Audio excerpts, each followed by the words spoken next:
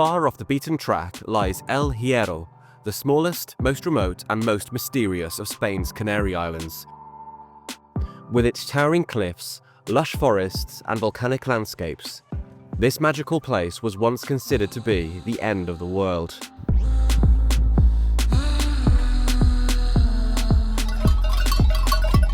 And I had just 48 hours to explore as much as I could. My journey began with a 40-minute flight from Tenerife on Binter Airlines, one of the few ways to reach the island. Stepping off the plane, I was greeted by El Hierro's tiny but charming airport. I picked up this little Jeep Renegade, the perfect ride for navigating the island's winding mountain roads. I drove to La Frontera, a village nestled in El Golfo, a dramatic horseshoe-shaped valley formed by an ancient landslide. The first time you see this place, it leaves you awestruck. But I had a small problem. It was siesta time, which meant no keys for my accommodation just yet. So I changed plans and headed up into the mountains.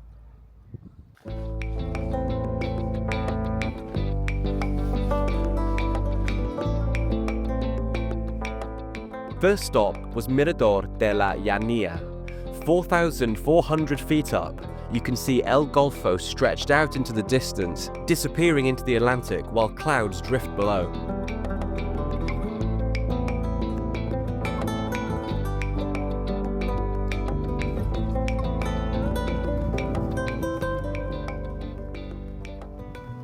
Nearby was Cruz de los Reyes, a sacred site shrouded in mist.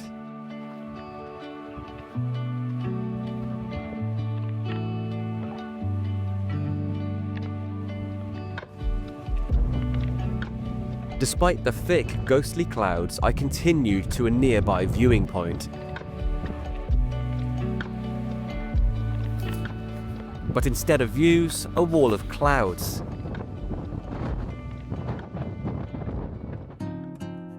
So I drove down from the foggy peaks to the warmer, clearer skies of La Peña.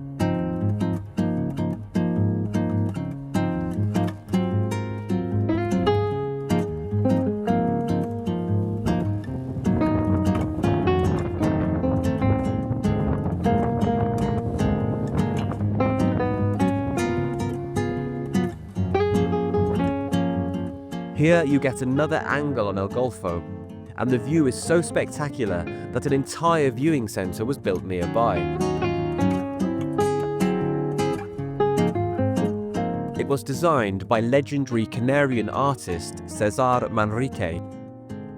Mirador de la Peña boasts multiple outdoor and indoor viewing areas. With a shop, restaurant, live music events, and a collection of tropical plants, people spend hours here. But I was on a tight schedule. My next stop was Hotel Punta Grande in the village of Las Puntas. This was once considered to be the world's smallest hotel.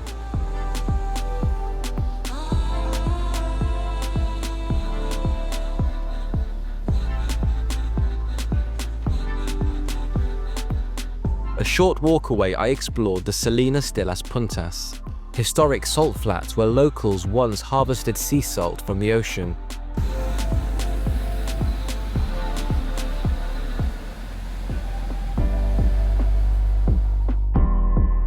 Back in town, I finally checked into Apartamentos La Palmera.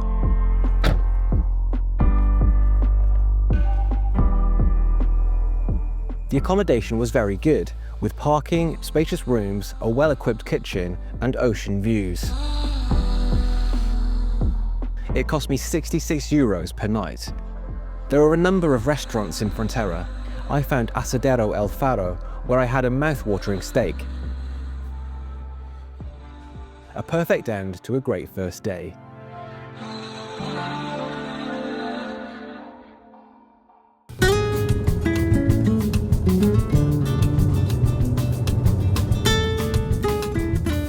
The next day started early, aiming for Arenas Blancas, one of the island's few white sand beaches. But I hit a roadblock, so I sadly never got to visit.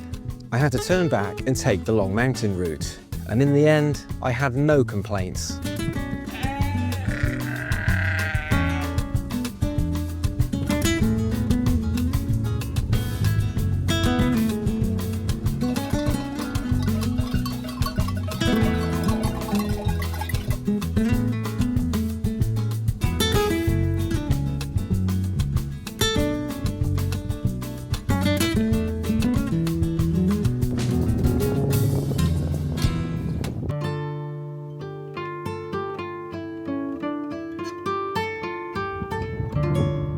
Before the Americas were discovered, Punta de Orchilla was believed to be the very end of the world.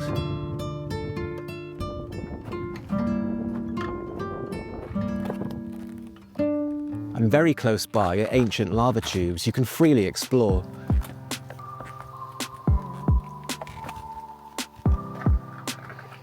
And if you're feeling adventurous, you can walk the entire 1 kilometer plus tunnel. Nearby is the Meridian Point Monument, marking El Hierro's historic role in navigation. This was the prime meridian before Greenwich took over.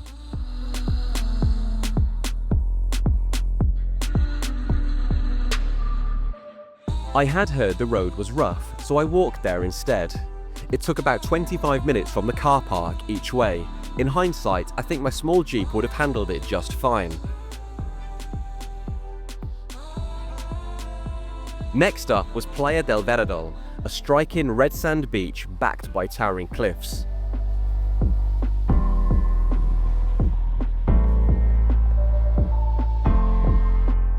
And also on the west of the island is this beautiful white chapel, dedicated to the island's patron saint, the Virgin of the Kings.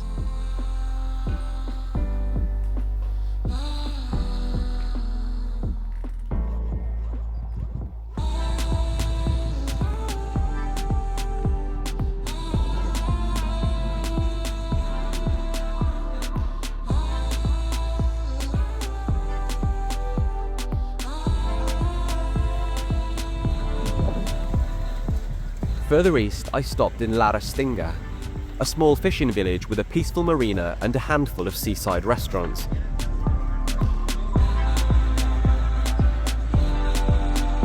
This is one of the best diving spots in Spain.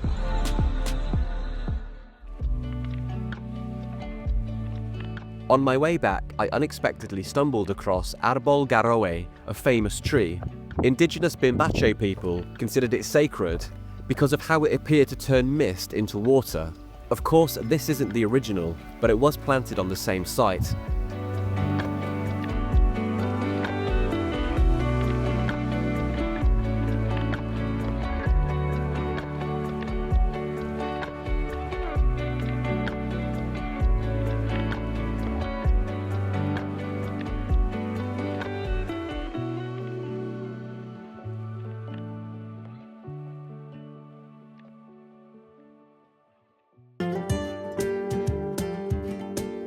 My final morning started at Pozo de las Calcosas, a coastal village frozen in time.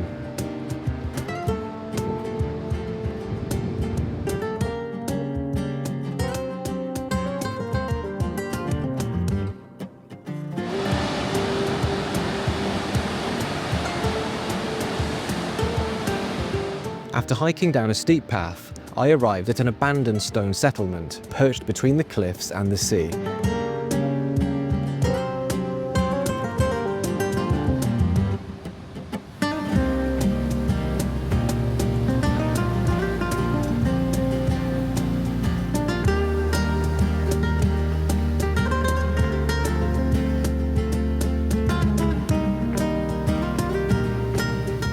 I wish I had more time at this lovely spot, with its crystal clear natural rock pools and crashing waves.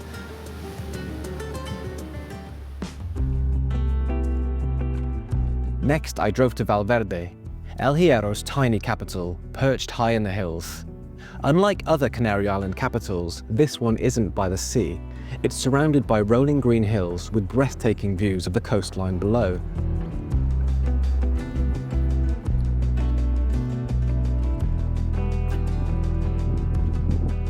I stopped by Iglesia de Nuestra Señora de la Concepción, a peaceful church at the town's heart.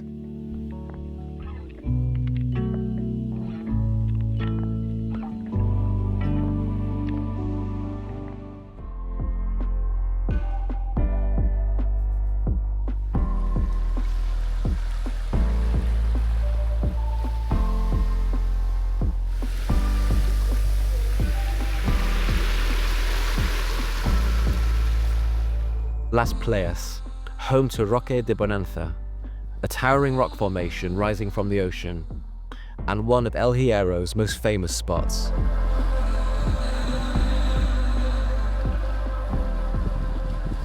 It was a perfect way to say goodbye to El Hierro before heading to the port for my ferry to Tenerife.